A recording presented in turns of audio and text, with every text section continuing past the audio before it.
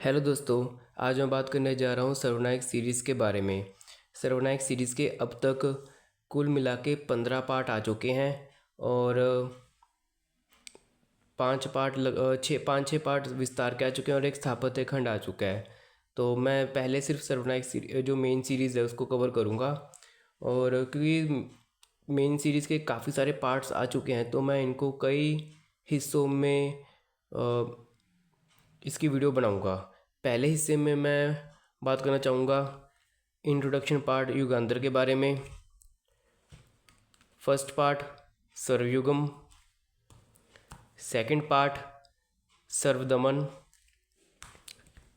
Third part Sarvasangram, fourth part सर्वसंहार।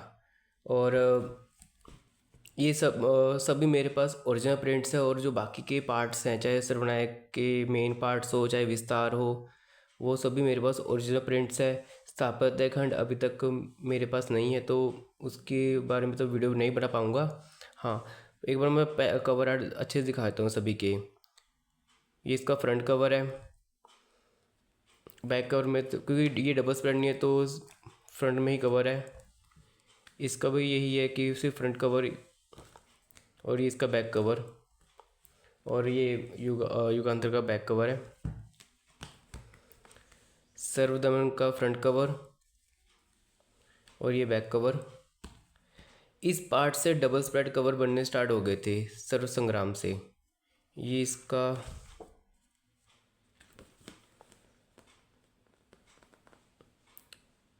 Full cover art है, काफ़ी अच्छा ये आर्ट वर्क है। और सर्वसंहार,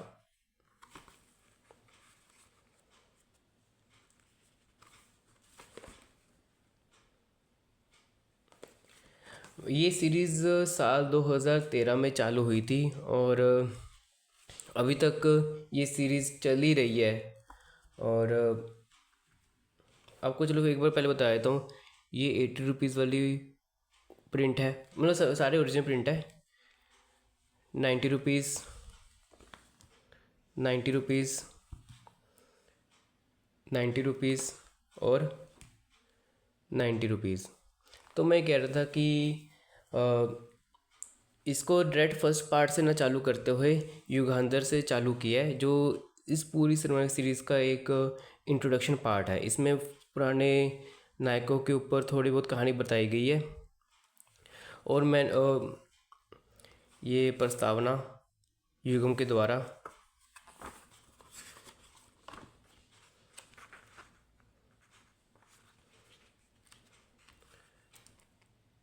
इसमें क्या है कि मतलब क्योंकि मुझे इसकी जो स्टोरी जब मैंने पहली बार इसको पढ़ा था तो मुझे समझ में नहीं आया था, पर इतना समझ में आ रहा है कि कुछ तो युगम के पॉइंट ऑफ व्यू से कहानी बताई जा रही है। कुछ जैसे भोकाल, ऐश्वर्या, जो इनके जो पुरानी स्टोरीज रही होंगी तो उनका कुछ कंटिन्यूशन है, तो ऐसे ही ये कहानी है।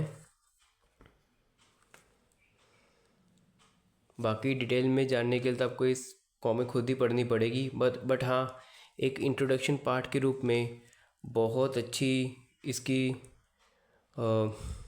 स्टोरी लाइन है और आर्ट भी बहुत अच्छा है।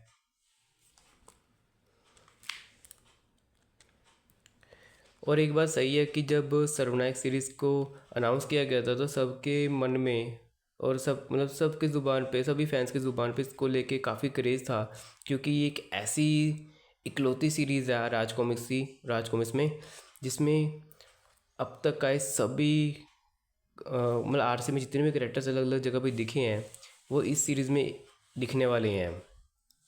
सभी कैरेक्टर्स का इंट्रोडक्शन एक पहली बार एक साथ इसी सीरीज़ में होता है और ये अपने आप में बड़ी आइकॉनिक सीरीज़ है। ऑफ कोर्स की शुरुआत में कुछ साल तक इस सीरीज़ को लेकर सभी फैंस के मन में फुल क्रेज़ था, लेकिन बाद में ये क्रेज़ डाउन हो गया था क्योंकि समय से कॉमिक आती नहीं थी। एक बार चलो ठीक, और कभी साल 2 साल में एक बार, कभी मतलब बाद में काफ़ी गैप पड़ने की वजह से ये सीरीज़ का क्रेज़ नीचे जाता गया। जब बिल्कुल शुरुआती दौर चालू हुआ था तो हर साल सर्वनायक में के 2 या 3 पार्ट्स आराम से आ जाया करते थे, तो आराम से उस वक्त हाइप और कंटिन्यूटी बनी रहती थी। और युगम एक एक करके इन सबको बुला रहा है।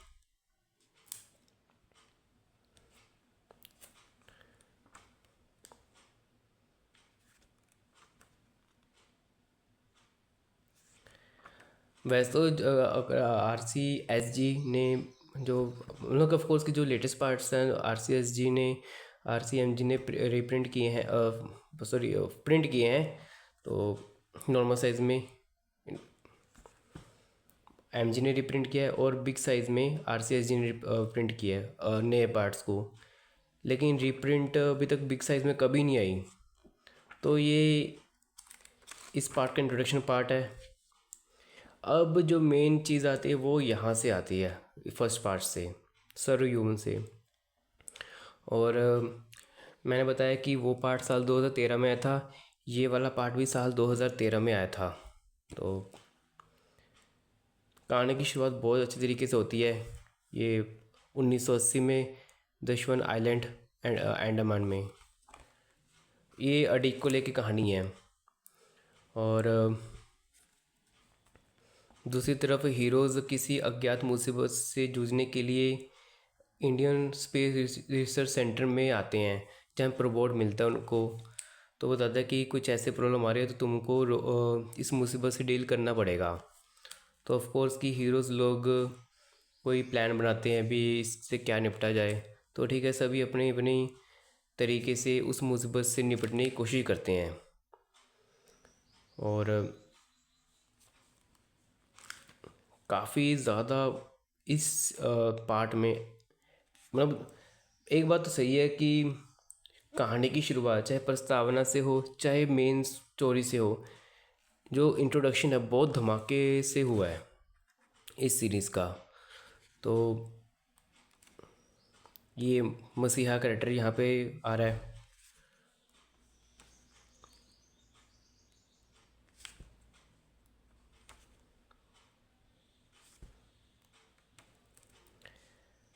कुछ सीन में ऑफकोर्स जो अपना शिरोमणि है उसको कुछ फ्यूचर के ग्लिम्स देखने को मिलते हैं सुनहरे पानी के अंदर, जिसका राज आगे चल के पता चलेगा। और यहाँ पे भेड़िया का चैप्टर चालू हो गया।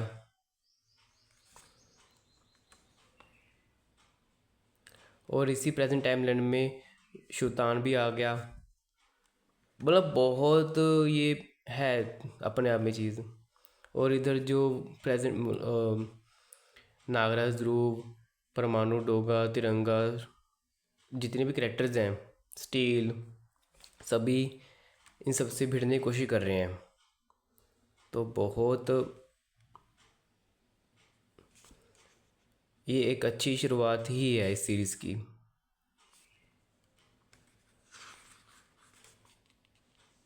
धीर वर्मा जी का शानदार आर्टवर्क इसमें देखने को मिल रहा है।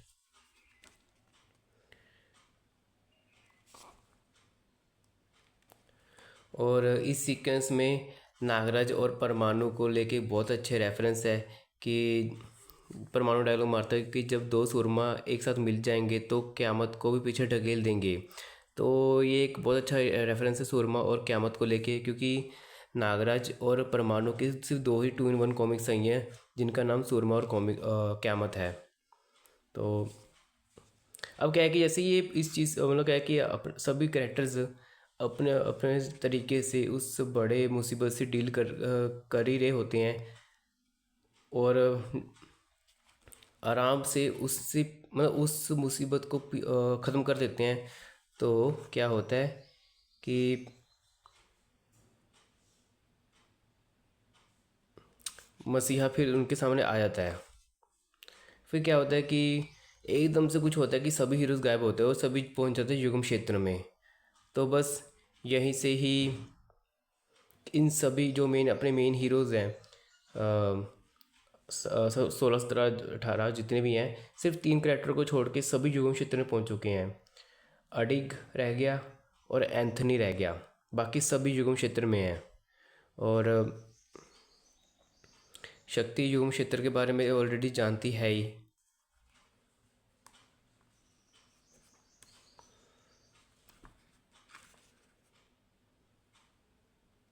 और इसमें भोकाल भेड़िया को शांत करता है कि ऑफ कोर्स कि ये दोनों पहली बार तो मिल नहीं रहे। और इस सीन में युगम इन सभी कैरेक्टर्स के मन में सभी की इन्फॉर्मेशन लोड कर देता है, अभी कौन कैसा है कौन कैसा है। और युगम उन सबको बताता है कि तुम्हें आप मतलब सतयुग, त्रेता और द्वापर सब एक टीम में, कलयुग वाले एक टीम में, जो टीम जीतेगी उसका युग बचेगा, दूसरे का युग डिलीट होगा। तो इसमें क्या है कि सभी को अपने अपने अस्तित्व को बचाने के लिए एक दूसरे से लड़ना पड़ेगा। पहले तो ये सभी हीरोज़ मिलकर युगों को ही रोकने की कोशिश करते हैं, जब बाद में उनको पता चलता है कि युगों को हराना नेक्स्ट टू इम्पॉसिबल है, तो वो इसकी बात मानने को मजबूर हो जाते हैं। तो अब क्या है कि अब फैसला कैसे किया जाए, भी कौन पहल करे कौन नहीं।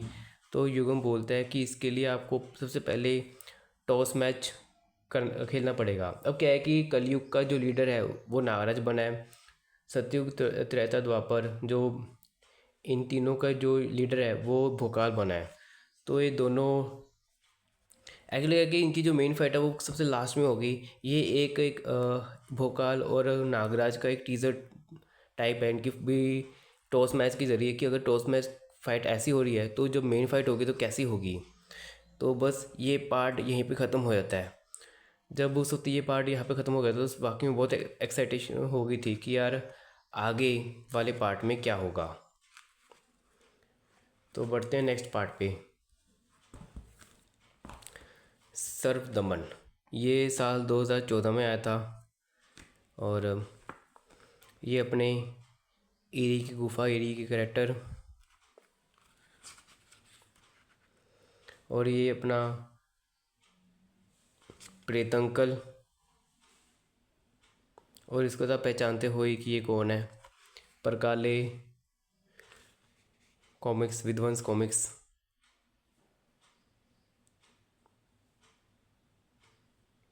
और ये फ्लैशबैक सीक्वेंस है कि नागराज ने कैसे इस कैरेक्टर को कहीं पर धकेला था परकाले कॉमिक्स में।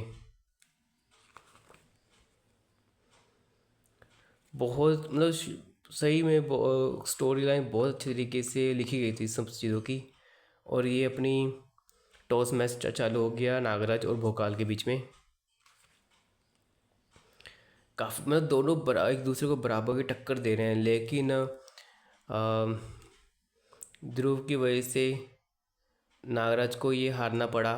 कि उसका भी रीज़न है कि वो आपकी स्टोरी के आगे पता चलेगा कि क्यों नागराज ने ध्रुव की बात मानकर ये टॉस मैच हारा। पर हाँ, दोनों ने एक दूसरे को बराबर टक्कर दी। ये देखो कितना सारा एक्शन सीक्वेंस भरा पड़ा है। सही में मतलब क्या है कि अगर टॉस मैच ऐसा है इन दोनों के बीच में, तो जब मेन फाइट आएगी तब क्या होगा। इधर जो अपना शुक्राल है, देखो ध्रुव की कोशिश है कि नागराज ये टॉस मैच हार जाए, शुक्राल की कोशिश है कि नागराज ये टॉस मैच जीत जाए, भी दोनों ऑपोजिट डायरेक्शन में। तो मतलब नागराज ने जानबूझ के टॉस मैच हारा। तो इसका राज आपको आगे पता चलेगा भी क्यों ऐसा हुआ। तो ठीक है, अब क्या है कि टॉस मैच हो चुका है, अब अखाड़ा सेट किया जा चुका है।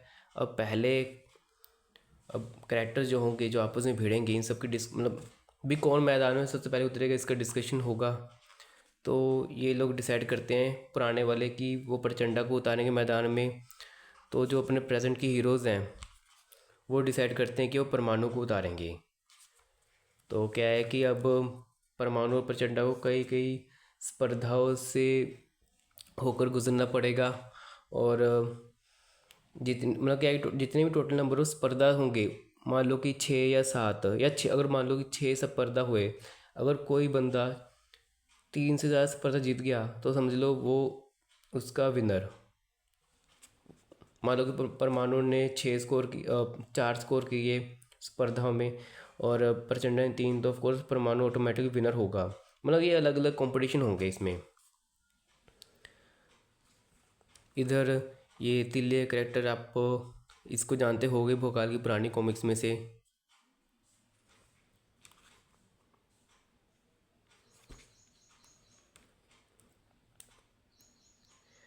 युगम ने जो जो स्पर्धा बनाई है इसमें परमाणु प्रचंडा को लेकर बहुत मज़ेदार बनाई है। बस ये देखना है भी कौन सा करेक्टर किस स्पर्धा को कैसे जीतेगा, ये काफ़ी देखना इंटरेस्टिंग होगा।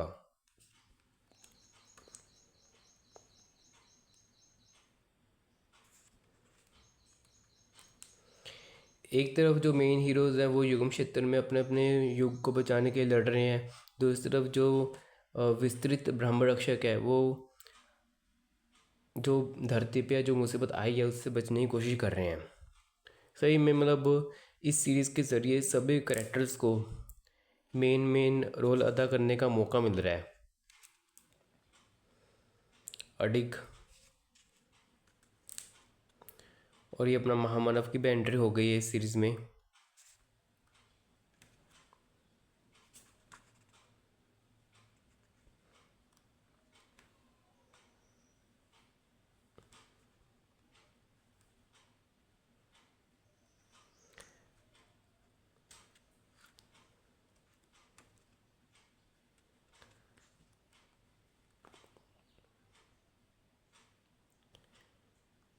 सही में मतलब क्या है कि धीरज वर्मा जी को आर्ट वर्क है मतलब मेन सीरीज़ में सिर्फ 2 ही पार्ट में देखने को मिला।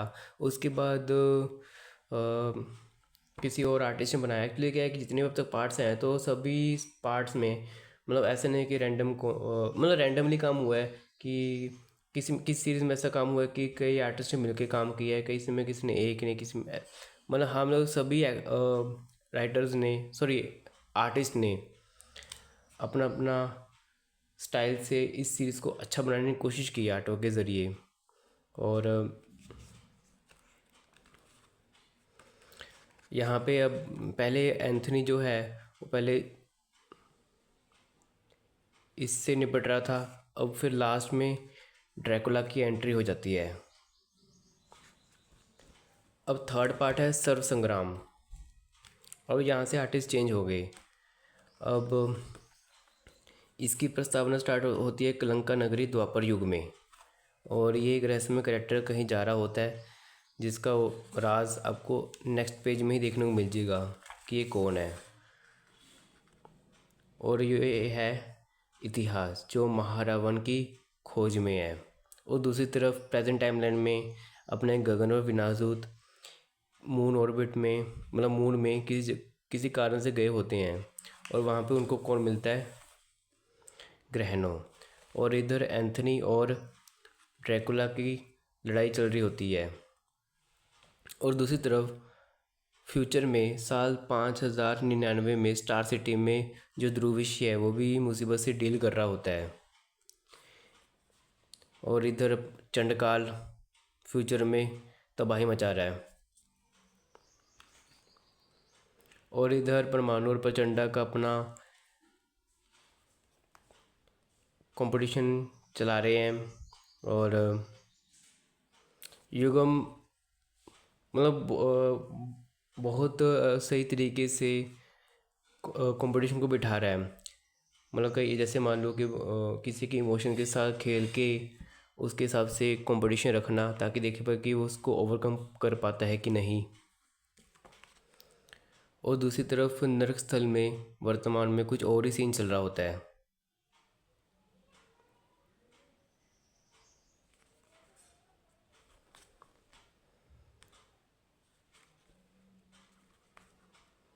और इधर अपना जो महामानव है अब इसकी टकराव किससे होने वाली है, हरू से। अब इस सीरीज़ में हरू को भी एंट्री हो चुकी है, हरू प्राणियों की। अब क्या है कि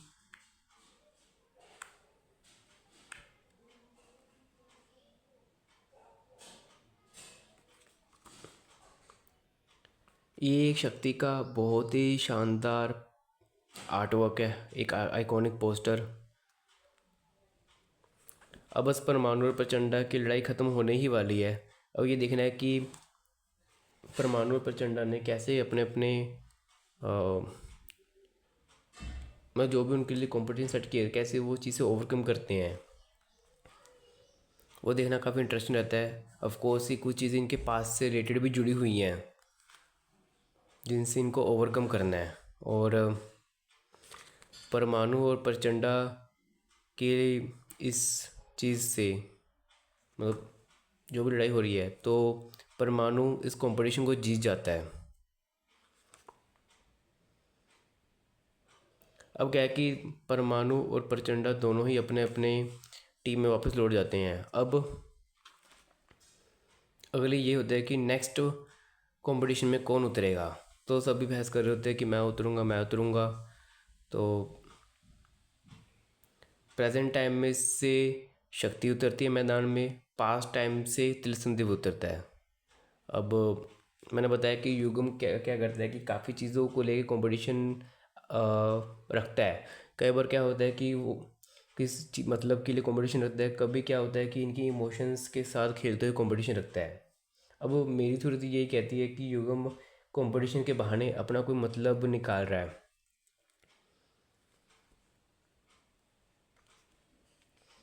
तो बहुत ही अच्छी स्टोरी लाइन चल रही है। सही में काफ़ी, मतलब मुझे इतना पता है कि शुरुआती टाइम में जब इस सीरीज़ को लॉन्च किया गया था, तो चाहे स्टोरी के मामले में हो, चाहे आर्टवर्क के मामले में हो, सभी बहुत सही ढंग से मतलब बिल्कुल जोश से इस सीरीज़ का वो किया था कि हाँ ये सीरीज़ कुछ है। अभी भी होता, लेकिन वही बात है कि गैप पड़ने की वजह से किसी भी चीज़ का क्रेज़ तो कम हो ही जाता है। तो इधर त्रिशूलदेव वर्सेस शक्ति चल रहा है, पर अनफॉर्चुनेटली कि जैसे परमाणु और प्रचंडा का एक दो पार्ट में रहा, शक्ति और त्रिशूलदेव का सिर्फ इसी पार्ट में ही कंक्लूड हो जाएगा वो। और वो क्यों होगा ये तो आपको पार्ट पढ़ने के बाद ही पता चलेगा।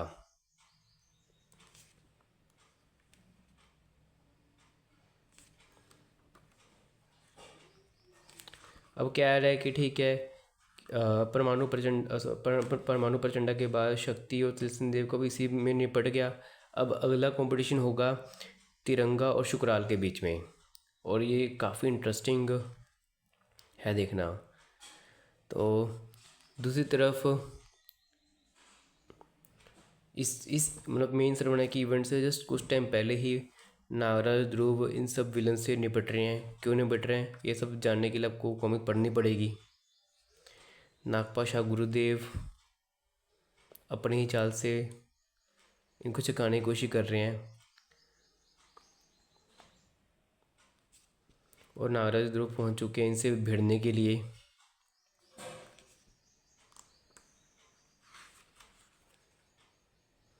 यहाँ विसर्पी को कैद किया गया है,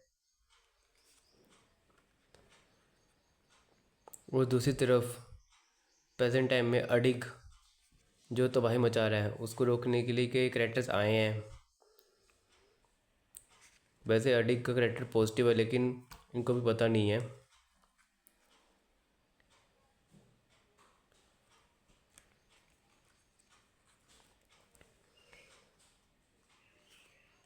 और इधर एंथनी और ड्रैकुला के बीच में युद्ध चल रहा है,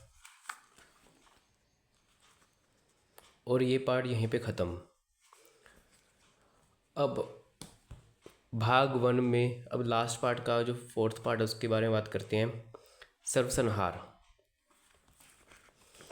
अब वही कि जो गगन विनाश होता है वो ग्रहणों से निपट रहे हैं, इसकी शुरुआत इससे होती है। एक्शन सीक्वेंस भर भर के हैं इसमें, आर्टवर्क बहुत बढ़िया। ये आकाश गंगाओं के खलीफे यहाँ पहुँच चुके हैं, और ये कितना इंटरेस्टिंग ये है। और वैसे मुझे इसको गगन के इस पोज को देख के एक चीज़ याद आई है कि जो अभी RCMG द्वारा गगन का जो कलेक्टेड एडिशन आया है उसमें जो कवर आर्ट है वो मुझे लगता है कि ये गगन की इसी पोज से ही लिया है, मतलब गगन का शायद यही पोज लिया उन्होंने।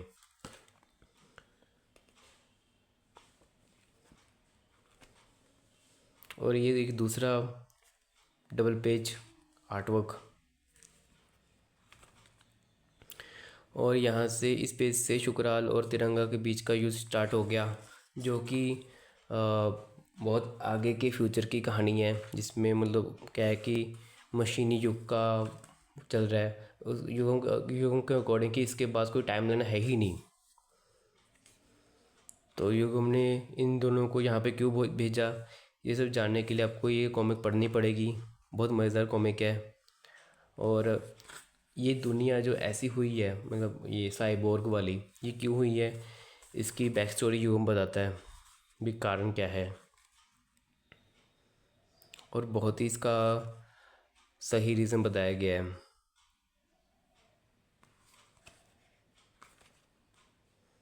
बहुत ही शानदार एक्शन सीक्वेंस भर भर के देखने को मिलते हैं यहाँ पे।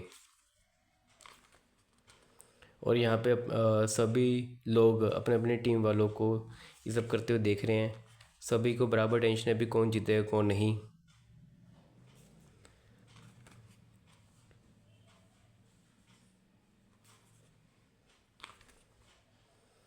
और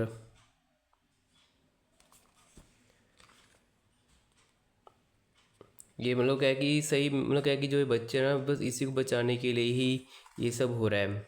और ये कोई मामूली बच्चा नहीं है, कौन है आपको पता चली, आपने खुद से अंदाज़ा लगा लिया ही होगा।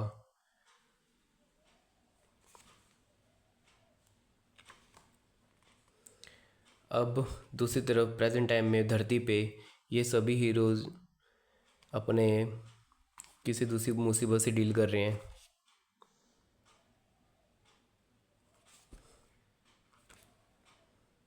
एक्चुअली क्या है कि ये वॉर नाम की इन्होंने टीम बनाई थी, ये उसी के ही मेंबर्स हैं। और ये कैसे बना वो मैं आपको किसी और वीडियो में बताऊंगा।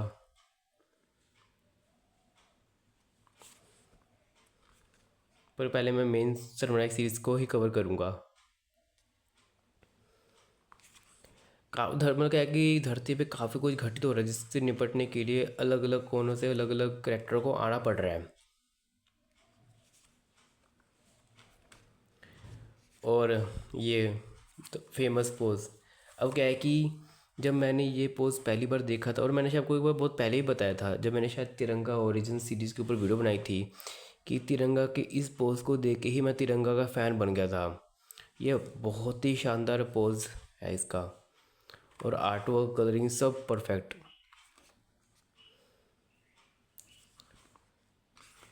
अभी भी कंपटीशन बहुत सही ढंग से चल रहा है।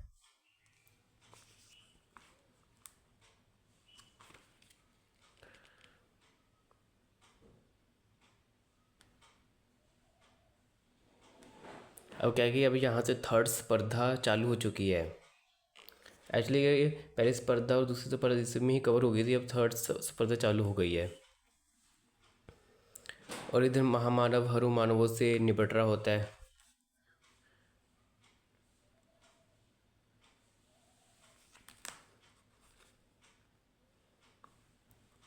हर एक जगह पे टेंशन बराबर चल रहा है।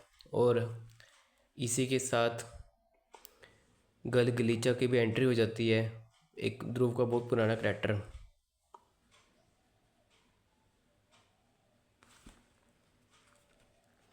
और इधर फिर से हम फ्यूचर में चले जाते हैं ध्रुव विषय वाले ईरा में, कि ध्रुव विषय घायल है, उसकी बेटी उसकी मरम्मत कर रही है। तो ये सब देखना इंटरेस्टिंग है। और ये लोग अब कहाँ जाएंगे, स्वर्ण नगरी में। और क्या है कि स्वर्ण नगरी में कोई भी ध्रुव के वंश को पसंद नहीं करता, क्योंकि कई बोलती, क्योंकि इसमें बताया गया है कि ध्रुव के वंश के कारण ही स्वर्ण नगरी तबाही के कारण में पहुंची है। अब इसकी वजह से इनके ऊपर प्रतिबंध था कि कोई भी यहाँ ना आए, जिसकी वजह से स्वर्ण नगरी का कोई भी प्राणी ध्रुव या उसके वंश को यहाँ देखना नहीं चाहता। क्योंकि वही बात है कि पास में कुछ ऐसा हुआ होगा जिसकी वजह से कोई भी इनको पसंद नहीं करता। और ये एक बहुत अच्छा आर्टवर्क, ये भी स्पर्धा का हिस्सा है।